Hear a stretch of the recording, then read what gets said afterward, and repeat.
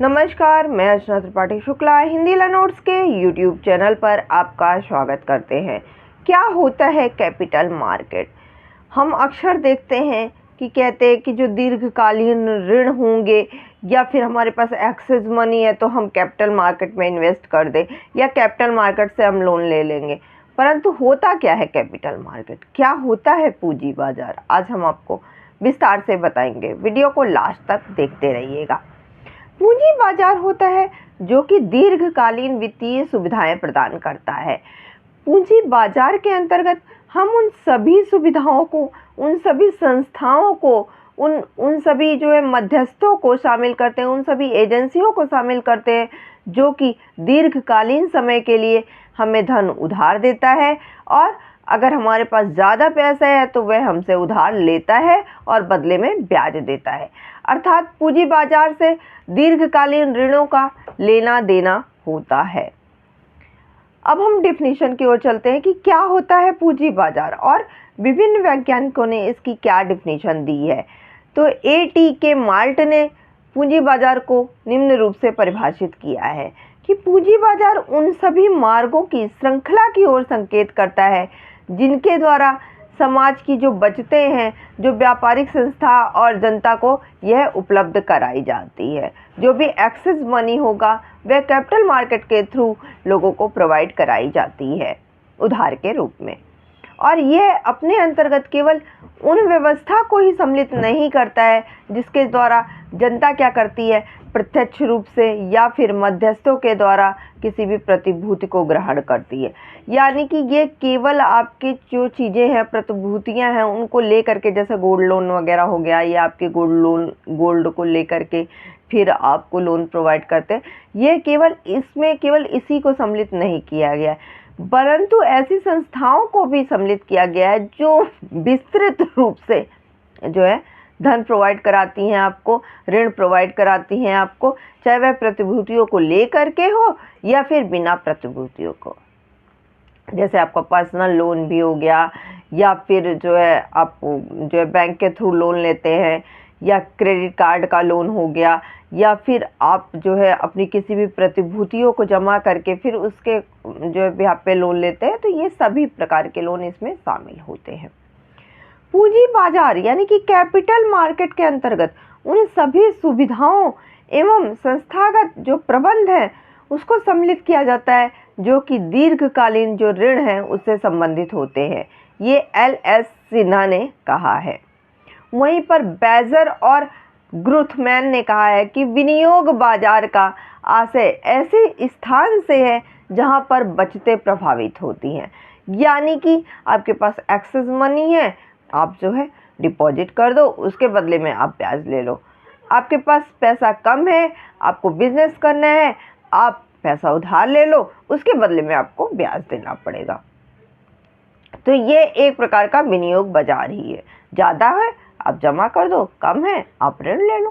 ठीक है, इससे स्पष्ट होता है कि पूंजी बाजार से आशय समाज की जो बचतें हैं उसको दीर्घकालीन प्रतिभूतियों, बॉन्डों, अंशों आदि में विनियोग करने से होता है।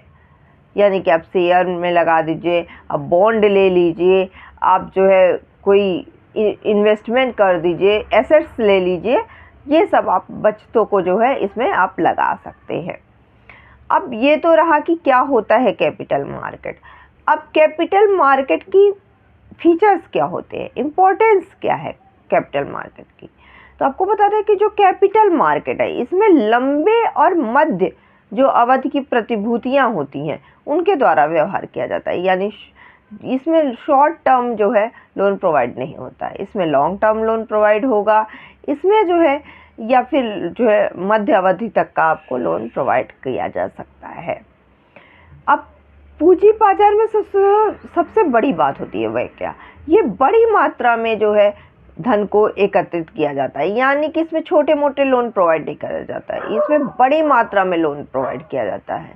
कैपिटल मार्केट यानी कि कोई बिजनेस में इन्वेस्टमेंट करना है, बड़े बड़े प्रोजेक्ट में लगाना है आपको, तो फिर ऐसे लोन यहाँ से मिलते हैं।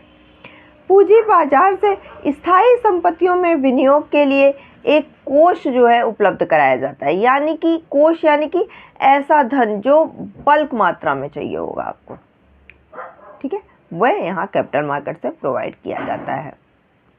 अगर हम क्लासिफिकेशन की बात करें कि कैपिटल मार्केट को हम कैसे क्लासिफाइड करते हैं, तो ऑर्गेनाइज्ड कैपिटल मार्केट और सिक्योरिटी सेबी, इसमें ऑर्गेनाइज्ड में आपका सेबी आ जाएगा, ऑर्गेनाइज्ड में आपका प्राइमरी मार्केट आ जाएगा, फिर आपका आ जाएगा सेकेंडरी मार्केट और अनऑर्गेनाइज्ड मार्केट।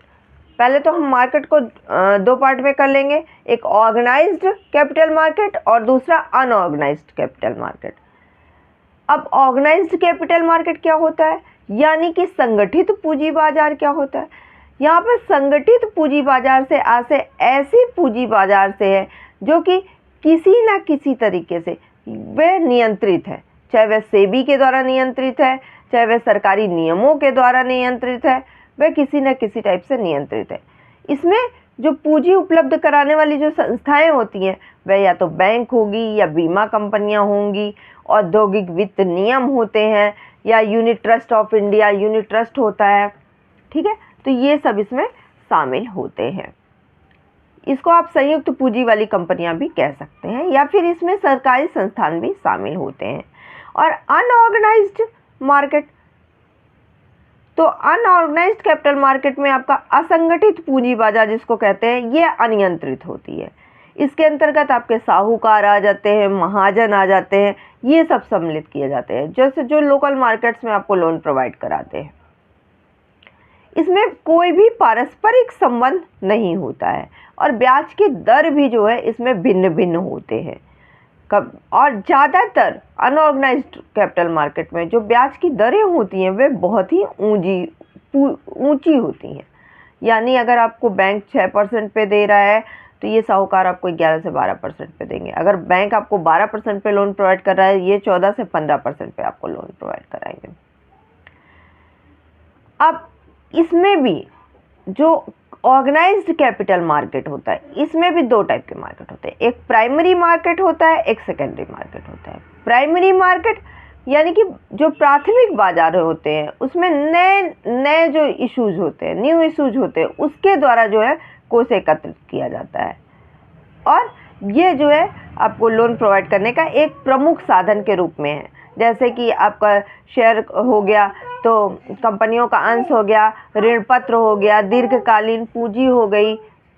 और सेकेंडरी मार्केट आपका क्या हो गया कि इसमें जो पहले से निर्गमित है, यानी कि जो शेयर इशूड हुए हैं उनका क्रय विक्रय होता है। इसको सेकेंडरी मार्केट भी कहते हैं, गौण बाजार भी कहते हैं, यानी कि जो आपकी ट्रेडिंग होती है। जैसे कि जो लिस्टेड शेयर है आपकी, वह जो है सेबी के द्वारा आपका उनका एक्सचेंज होता रहता है, उसका क्रय विक्रय होता रहता है। तो ये जो है आपका सेकेंडरी मार्केट कहलाता है। जैसे कि आप शेयर ट्रेडिंग करते हैं, आप शेयर खरीदते हैं, बेचते हैं और उससे जो प्रॉफिट कमाते हैं, तो ये आपका सेकेंडरी मार्केट हो गया। आज की वीडियो में बस इतना ही।